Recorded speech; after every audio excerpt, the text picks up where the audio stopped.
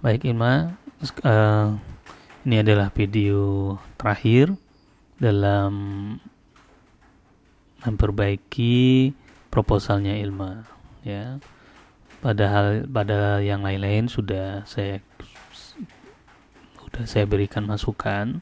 Tinggal ada dua hal yang paling penting, yaitu catatan kaki dan kemudian daftar pustaka. Kita harus paham bahwa menulis sejarah atau penulisan sejarah yang lahir dari sebuah penelitian itu harus didasarkan pada ketelitian. Kata kuncinya adalah teliti. Nah, kita tahu juga bahwa penulisan sejarah itu adalah bagian dari seni menuliskan. Dia punya sebuah nilai estetik, nilai keindahan tersendiri. Ya, kalau estetiknya lukisan ada pada kuasan, pada warna. Nilai estetik atau keindahan pada lagu ada pada liriknya, pada musiknya, pada tari-tariannya dan lain-lain sebagainya. Maka kalau pada penulisan, maka estetiknya, nilai keindahannya ada pada pertama, tidak boleh ada kesalahan kata. Tidak boleh ada kesalahan di dalam kaidah-kaidah penulisan yang sudah diatur di Indonesia, misalnya EB gitu ya. Kalau dulu namanya EYD, ejaan yang disempurnakan. Tidak boleh ada salah. Di dalam keindahan penulisan sejarah tidak boleh ada kata yang salah terkait nama orang, tempat, tahun. Karena itu akan membuat perbedaan arti yang luar biasa besarnya. Luar biasa. Ya. Kalau nama Muhammad Hatta misalnya, hilang satu huruf Muhammad Had, orang nggak tahu siapa itu Muhammad Had. Soekarno tertukar namanya jadi Soekarni, orangnya berbeda. Soekarni ada orangnya, Soekarno juga ada orangnya. Lihat luar biasa perubahannya. Kita bicara Soekarno tapi kita tulis Soekarni, beda sejarahnya. Ya, ada orang yang namanya Soekarni ketika itu. Ya. Salah satu pimpinan yang menculik Soekarno dan Hatta ke Rengas Dengklok ya Soekarni. Ya. Nah beda ya Soekarno ya. Beda sekali. Jadi orang sejarah di dalam melakukan penulisan maka dia akan teliti dulu. Teliti dulu. Apa yang dia teliti yang tidak boleh salah yaitu nama orang, nama tempat maksudnya, dan waktunya.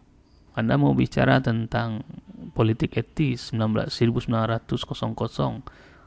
ya, atau menulis tentang apa istilahnya, tentang satu kejadian dia 1942 tertulis 1924. Nah itu udah sangat berbeda ya. Jadi nggak boleh ada kesalahan. Jadi kembali estetik atau nilai keindahan dalam sebuah penulisan itu adalah dia tidak boleh ada salah kata pada nama, pada nama tempat, pada tahun. Lalu di mana lagi estetik itu? Estetik itu ada pada apa yang disebut dengan visual object, ya.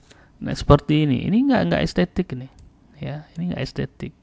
Ini harus dikesinikan, ya. Ini dikesinikan. Ya, di sini kayak gini enggak apa-apa. Ya. Nah, maka ada namanya margin. Ini gimana? Ini enggak. Ini harusnya kan ke sini nih. Ke sini. Ini enggak. Kayak berlowong gitu. Dalam keindahan penulisan itu marginnya di sini 4 ini. Sebelah kiri 4, sebelah kanan 3. Kalau di atas ini 3, di bawah 4 karena terkait dengan halaman. Ini halaman berapa? Nanti kalau di print halamannya nggak jelas ini. Ini halaman berapa? Ya. Nah ini keindahan yang nggak boleh dilupakan oleh sejarawan atau dilupakan oleh para penulis karya ilmiah. Ada estetiknya. Jangan Anda pikir nggak ada estetiknya di dalam penulisan. Ada aturannya. Sama dengan orang membuat lagu, ya. Musik itu nggak sembarang saja. lagu itu kan indahnya dilihat dari salah satunya musik gitu ya. Musik itu kan nggak sebenarnya. Anda kalau belajar tentang dunia musik banyak sekali, ada akornya, ada notnya, ada macam-macam. Sama di sini. Di dalam penulisan karya ilmiah ada catatan kakinya, ada daftar pustakanya, ada cara menulis tentang judul, nama orang, halaman, ada yang disebut dengan objek, ibid, sama. Ya, itulah keindahannya. Itu keindahannya. Nah, ini tolong nanti diperbaiki. Ini masuk garisnya kok ke sini, nggak lazim ini. Ini harusnya ke tepi ini. Ya, harusnya ke tepi ini. Nah, jadi ya oke, kalau judul oke, judulnya udah benar ya, kita lihat. Nah, ini apa nih? Ini skripsi, ini artikel, kita nggak tahu ini. Ya, kalau ini skripsi yang dimiringkan kata skripsinya. Kalau dia artikel jurnal, yang dimiringkan adalah nama jurnalnya. Judulnya itu tanda kutip. Ya. Nah, ini. Nah, kita perlu ada konsistensi. Tadi saya lihat koma setelah judul. Baru ini enggak, mestinya ini hilang. Jadi enggak ada titik atau koma setelah judul tuh, langsung saja dalam tanda kutip. Tempat terbit, penerbit, tahunnya berapa, tutup kurung. Ya. Kemudian ya ini, ya. Nah, ini udah benar. Nah, ini hurufnya coba perbaiki lagi. Ini sebagai ini kan huruf besar atau huruf kecil, teks ini huruf besar atau huruf kecil. Nah, jangan salah. Nah, ini harus hati-hati.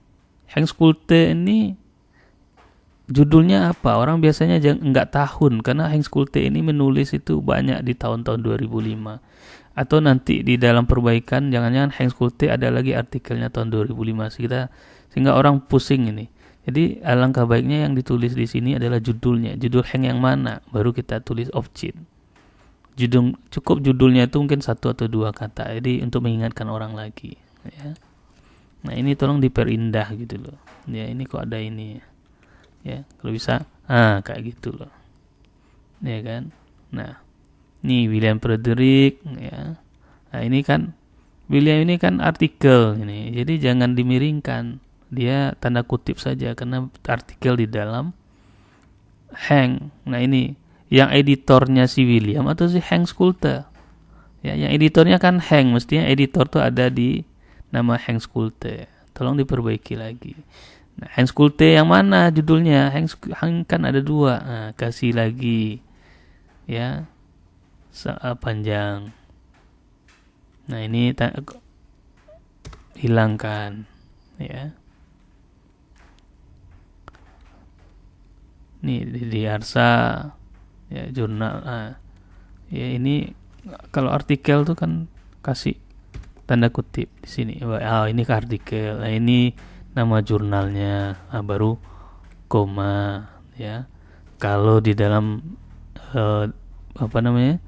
dalam catatan kaki ya dalam jurnal Kappa. Tapi kalau di dalam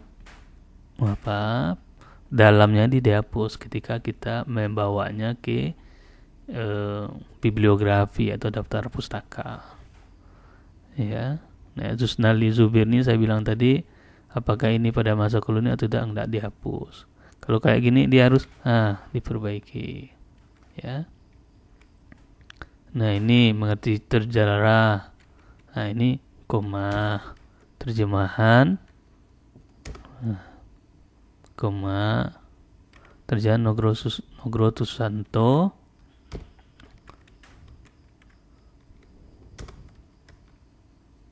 koma baru ya.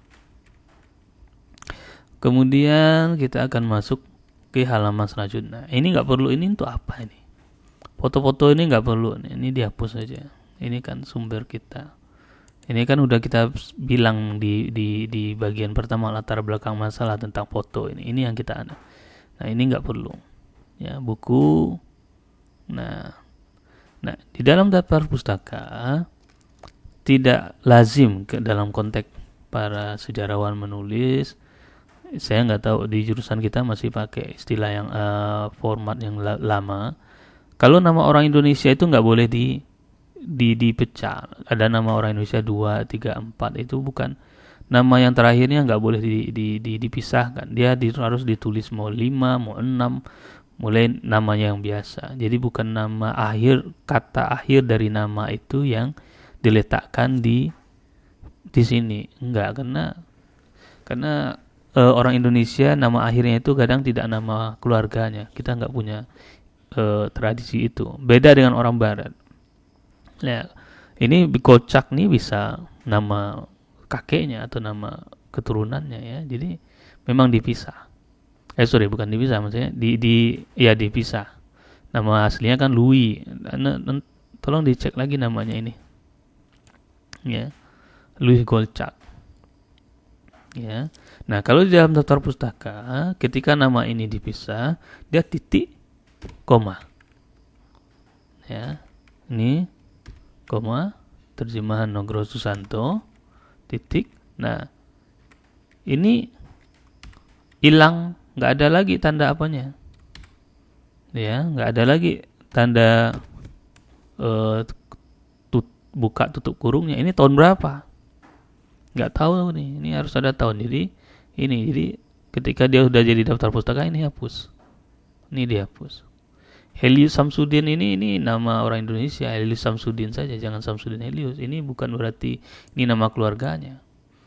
Ya, kecuali di Indonesia ada yang namanya marga. Silakan. Kalau marga ya, misalnya Samsudin Nasution. Nah, Nasutionnya di sini, ya kan.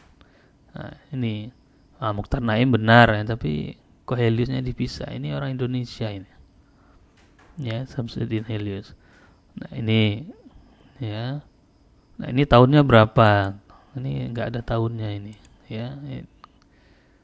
Nah, ini kan artikel ini. Ini halaman berapa sampai halaman berapa? Sama ini artikel jurnalnya dari halaman berapa dengan berapa. Oke, saya pikir itu saja